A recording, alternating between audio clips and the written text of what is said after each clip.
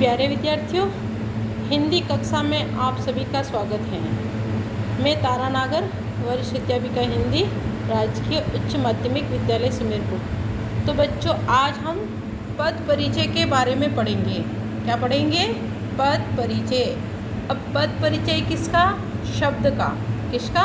शब्द का। पद वाक्य में प्रयुक्त प्रत्येक सार्थक शब्द पद कहलाता है। वाक्य में प्रयुक्त प्रत्येक सार्थक शब्द पद कहलाता है। यानी वाक्य में जितने भी जो शब्द है, सार्थक शब्द हैं, वो सारे पद कहलाते हैं। या तो अपन शब्द बोलते हैं या फिर पद बोलते हैं। ठीक है। अब उन शब्दों का परिचय, पद परिचय, शब्द का पद परिचय यानी पद परिचय यानी शब्द परिचय या फिर पद परिचय। वाक्य में प्रयुक्त शब्द के भेद। अब उसका परिचय अपन कैसे लिखते हैं? वाक्य में प्रयुक्त शब्द के भेद यानी जिस शब्द का अपन ने प्रयोग किया है तो उसका भेद यानी वो कौन से प्रकार का शब्द है। ठीक है। उपभेद, उसका उपभेद क्या है? लिंग, लिंग का अर्थ है उसमें स्त्रीलिंग है या पुल्लिंग। वचन, उसमें वचन कौन सा है? एक वचन है या बहुवचन। कारक, कारक कौन सा है? आदि के परिचय के साथ ही वाक्य में प्रयुक्त अन्य पदों के साथ उसके संबंध का भी उल्लेख किया जाता है। अब ये सारी बात यानी उसका भेद बताया जाता है। उपभेद, लिंग, वचन और उसके साथ में कारक, और कारक के बाद में आदि। इनका जो परिचय तो बताने के साथ ही वाक्य में प्रयुक्त अन्य पदों के साथ में, वाक्य में जो दूसरे जो शब्द हैं, दूसरे जो पद हैं, उनके साथ में उस शब्द का क्या संबंध है वो भी उल्लेख किया जाता है। ठीक है। सामान्यतया एक स्वतंत्र शब्द जब वाक्य में प्रयुक्त होता है तब पद कहलाता है। एक जो स्वतंत्र शब्द है वो वाक्य में प्रयोग होता है, वो क्या कहलाता है? पद। और वाक्य में उस शब्द की सभी भूमिकाओं का परिचय देना ही पद परिचय कहलाता है। और उस शब्द की वाक्य में क्या भूमिका है, जो भी भूमिका रही है वो उसका परिचय देना पद परिचय कहलाता है। अब देखो, पद परिचय किन किन शब्दों का होता है? संज्ञा शब्द का पद परिचय। जितने भी संज्ञा शब्द हैं उनका पद परिचय होता है। जितने भी सर्वनाम शब्द होते हैं उनका पद परिचय होता है। विशेषण शब्दों का पद परिचय वही होता है। क्रिया शब्द का पद परिचय और अव्यय शब्द का पद परिचय। ठीक है। अब अव्यय शब्द को में कौन कौन से आते हैं? क्रिया विशेषण शब्द। अव्यय में कौन से आते हैं? क्रिया विशेषण शब्द, संबंध बोधक शब्द, समुच्चय बोधक शब्द और विस्मयादि बोधक शब्द। ठीक है। सबसे पहले अपन संज्ञा शब्द का पद परिचय समझेंगे। संज्ञा शब्द का पद परिचय।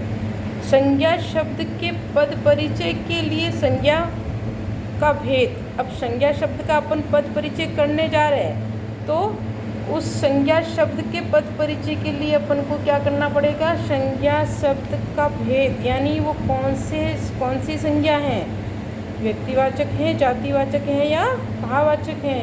लिंग, उस शब्द का पद परिचय कर रहे हैं संज्ञा शब्द का, तो उसमें स्त्रीलिंग है या पुल्लिंग? वचन, वचन कौन सा है? एक वचन है या बहुवचन? कारक, कारक कौन सा है? ठीक है। तथा उस शब्द की क्रिया से संबंध, उस शब्द का क्रिया से क्या संबंध है वो सारा व्यक्त किया जाता है। यानी संज्ञा शब्द का पद परिचय जब भी आप करोगे तो इन सब बातों का आपको ध्यान रखना है। ठीक है। यानी संज्ञा शब्द का पद परिचय करते हो ना, तो कौन से प्रकार की संज्ञा है, उसमें स्त्रीलिंग है या पुल्लिंग है, वचन कौन सा है, कारक कौन सा है और उस शब्द का क्रिया से क्या संबंध व्यक्त किया जा रहा है। ठीक है ना। इतना सब आप लिखोगे तो वो संज्ञा शब्द का पद परिचय होगा। ठीक है। अब आगे देखो, जैसे मैंने वाक्य लिखा राजेश ने रमेश को पुस्तक दी। वाक्य क्या लिखा? राजेश ने रमेश को पुस्तक दी। अब राजेश शब्द का अपन को पद परिचय करना है।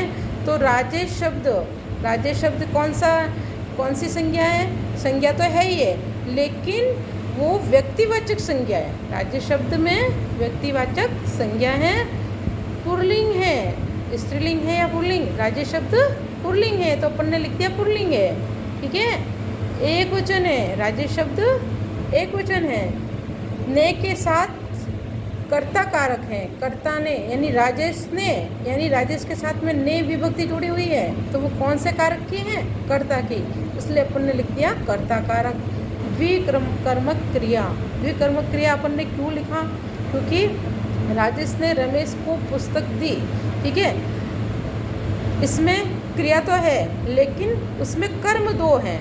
राजेश ने रमेश, ये भी कर्म है, और पुस्तक ये भी कर्म है। इसलिए दो कर्म हैं, क्रिया में दो कर्म हैं, इसलिए यहाँ पर ने लिख दिया द्विकर्मक क्रिया। ठीक है, अधिक के साथ। अब देखो, राजेश शब्द का अपने पद परिचय किया। अब रमेश शब्द का, ठीक है, तो रमेश भी संज्ञा शब्द है, ये व्यक्तिवाचक है, पुल्लिंग है, एक वचन है और कर्म कारक है। ये कर्म कारक कैसे हो गया? क्योंकि यहाँ पे देखो, राजेश ने रमेश को पुस्तक दी। राजेश कर्ता कारक है और रमेश को पुस्तक दी, इसलिए रमेश क्या हो गया? कर्म कारक। इसलिए अपन ने यहाँ पे कर्म कारक लिख दिया। यानी राजेश और रमेश का अपन ने पद परिचय किया, तो थोड़ा सा ही अंतर है। ठीक है, क्या अंतर है? कि इसमें कर्ता कारक है और इसमें कर्म कारक है। फिर शब्द है पुस्तक। पुस्तक का पद परिचय अपन करेंगे, तो पुस्तक संज्ञा शब्द है, यानी किसी वस्तु का नाम है पुस्तक। ठीक है ना, तो अपन ने संज्ञा लिख दिया। अब पुस्तक में कौन सी संज्ञा है? तो ये जातिवाचक है, यानी पुस्तक शब्द से पूरे समूह का बोध हो रहा है, इसलिए ये जातिवाचक है। स्त्रीलिंग, पुस्तक शब्द क्या है? स्त्रीलिंग, इसलिए मैंने यहाँ स्त्रीलिंग लिख दिया। और ये एक वचन है, पुस्तक क्या है? एक वचन है। ठीक है, और कर्म कारक है। पुस्तक शब्द कर्ता नहीं है, क्या है? कर्म, इसलिए अपन ने क्या लिख दिया? कर्म कारक। ठीक है, अब मैं आपको इसका गृह कार्य बता रही हूँ। तो गृह कार्य में जैसे मैंने प्रश्न लिखा, निम्नलिखित वाक्यों में से संज्ञा शब्दों का पद परिचय लिखिए। निम्नलिखित वाक्यों में से संज्ञा शब्दों का पद परिचय लिखिए। तो पहला जो प्रश्न है, सीता ने गीता को पेन दी। सीता ने गीता को पेन दी। अब सीता शब्द का आपको पद परिचय करना है, गीता शब्द का भी पद परिचय करना है, और पेन शब्द का भी पद परिचय करना है। वैसे मैंने आपको समझा दिया था। ठीक है, तो मुझे लगता है समझ में आ गया होगा और आप लिख भी दोगे। अब सीता में आपको ध्यान रखना है कौन सी संज्ञा है। ठीक है, वचन एक वचन है कि बहुवचन है, स्त्रीलिंग है या पुल्लिंग है। ठीक है, तो ये सब जो है ना, ऊपर मैंने जो बताई ना बातें, उन शब्द का ध्यान रखते हुए आपको, और कारक कौन सा है? सीता। ठीक है, ये सारी बातें आपको लिखनी है। फिर गीता शब्द का पद परिचय करना है, तो उसमें भी आपको ध्यान रखना है संज्ञा कौन सी है, एक वचन है, बहुवचन है, स्त्रीलिंग पुल्लिंग है, और कारक कौन सा है। ठीक है, पेन शब्द का पद परिचय करना है आपको, पेन में कौन सी संज्ञा है, ध्यान रखना। ठीक है, फिर है कृष्ण ने राम को खाना खिलाया। तो इसमें मैंने अंडरलाइन किया है कृष्ण पे और राम पे, तो इन दोनों शब्दों का आपको पद परिचय लिखना है। बच्चे विद्यालय में आए। बच्चे विद्यालय में आए, तो बच्चे शब्द और विद्यालय शब्द, इन दोनों का आपको पद परिचय लिखना है। ध्यान रखना, यहाँ पे बच्चे हैं, इसका मतलब बहुवचन है। ठीक है, विद्यालय हैं, ये भी संज्ञा तो है, लेकिन वो कौन सी संज्ञा है आप ध्यान रखना। ठीक है, मुझे लगता है समझ में आ गया होगा। ये कौन सी संज्ञा हो सकती है? विद्यालय शब्द, यानी जैसे मैंने बता दिया राजकीय उच्च माध्यमिक विद्यालय सुमेरपुर, तो वो व्यक्तिवाचक संज्ञा होगी। ठीक है, क्योंकि राजकीय उच्च माध्यमिक विद्यालय सुमेरपुर एक ही है और ये विद्यालय हैं, तो ये कौन सी संज्ञा होगी? ये भाववाचक संज्ञा होगी। ठीक है, नहीं सॉरी, जातिवाचक संज्ञा होगी। कौन सी होगी? जातिवाचक। अब है ना, राम बहुत खुश हुआ। राम बहुत खुश हुआ, तो आपको राम का भी पद परिचय करना है और खुश शब्द का भी पद परिचय करना है। मुझे लगता है आपको ये समझ में अच्छे से आ गया होगा।